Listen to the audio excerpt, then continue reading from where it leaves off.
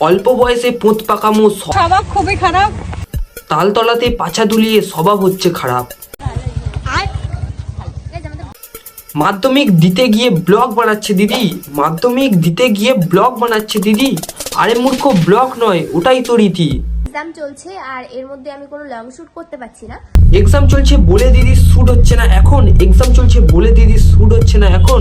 তাই তো যায় তালতলায় দিনে যখন তখন।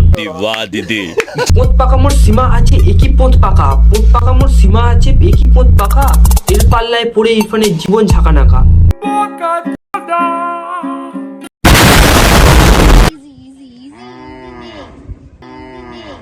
কথাটা মনে হয় পাশে থাকা গরুটাকেই বললো, তাই তো গরুটা রিপ্লাইও দিল।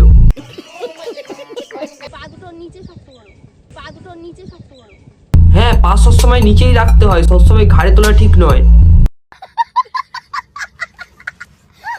Hello guys, welcome to my channel CM Chandan গুরুজনের ছোট ছোট ভাই বোনেরা। আজকে ভিডিওটা তোমাদের জন্য নয়, আর যারা যারা ভিডিওটা দেখছো তাড়াতাড়ি কানে হেডফোন পরে নাও। চলো আজকে ভিডিও শুরু করা যাক।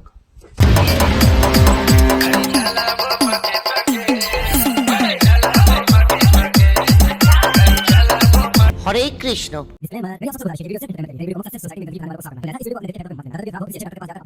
এই ভিডিওটার একবার অডিওটা শোনো। বল, এবার বলো কেমন লাগলো। আশা করছি সবাই ভালো আছো। আশা করে লাভ নেই, আমি এমনিতেই ভালো আছি, কারোর জন্য আমি খারাপ থাকি না। আমিও মোটামুটি খুবই ভালো আছি। আমি কি একবার জিজ্ঞেস করেছি তুই ভালো আছিস কিনা? বেকার বেকার বলছিস। তুই পন মারাগা। আমি গেছিলাম বাইরে আজকে ঘুরতে, ঠিক আছে? ঘুরতে কোথায়? ওইতে বাইরে গেছিলাম, হয়তো উল্টো পাল্টা তো দিদি দেখলে কিন্তু সেই মারবে আমাকে, আমি জানি। এতে আবার মারার কি আছে? তুই কি বলতে চাইছিস? তুই এসব করিস না, মানে লাভ বাইট। কিন্তু জানে মাকে দিয়েই ক্যামেরাটা আমি ধরাচ্ছি তাড়াতাড়ি করে। মেয়ে এইদিকে লাভ বাইটের প্র্যাঙ্ক করছে আর ক্যামেরা ধরে দিচ্ছে কে? মা। মানে বলছি কাকিমা, তোমার কি লজ্জা লাগে না? মেয়ে সব করছি আর ক্যামেরা ধরে দিচ্ছ? মানে এরকম মা যদি ঘরে ঘরে থাকে তাহলে মেয়েদের সোনাগাছির টিকিট পাক্কা।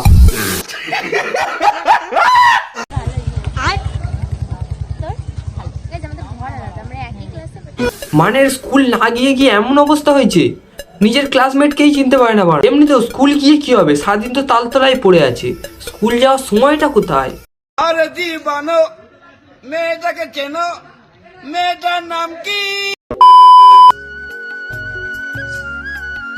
সো গাইস, এখন আমরা মানে পরীক্ষা শেষ না হতে হতেই তালতলায় চলে এসছে।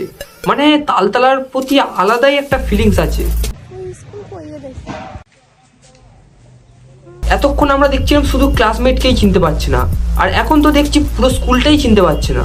মানে আমি ভুলেই গেছিলাম যে আমি ব্লগ করছিলাম। তো এ কেমন ক্রিয়েটর, ব্লগ করতে করতে নিজেই ভুলে যাচ্ছে ব্লগ করছে কিনা। যদিও এরা ক্রিয়েটর নয়, ঝাটের বাল। আদৌ পরীক্ষা দিয়েছে কিনা তার ঠিক নেই, হাফ দিয়ে হয়তো তালতলার জন্য বেরিয়ে পড়েছে। তো আজকে প্রচুর লোক রয়েছে, জানি না কেন। আজকের ওখানে এত ভিড় কেন বলো তো? ওখানে পোঁত পাকা মোড়ে অ্যাওয়ার্ড দেওয়া হবে, আর সেই অ্যাওয়ার্ডের জাজ হলাম আমি। আমাদের প্রথম পোঁত পাকা মোড়ে অ্যাওয়ার্ড পেতে চলেছে জিম রয়।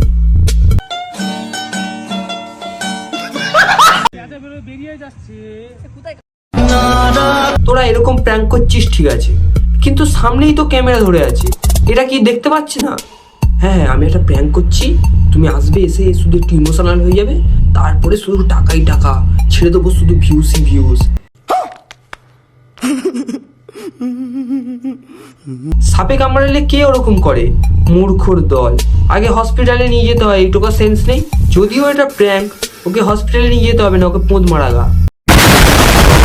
আগে আমরা গ্যাস অ্যাসিডিটি হলে ইনো খেতাম, কিন্তু এখন দেখছি প্র্যাঙ্ক করতে গেলেও ইনো লাগছে। বাহ।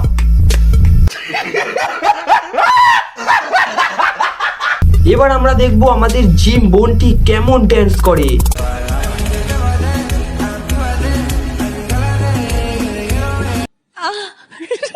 চাপ মারা, এর আবার কি হলো? সত্যি সত্যি সাপে কামড়ানো নাকি?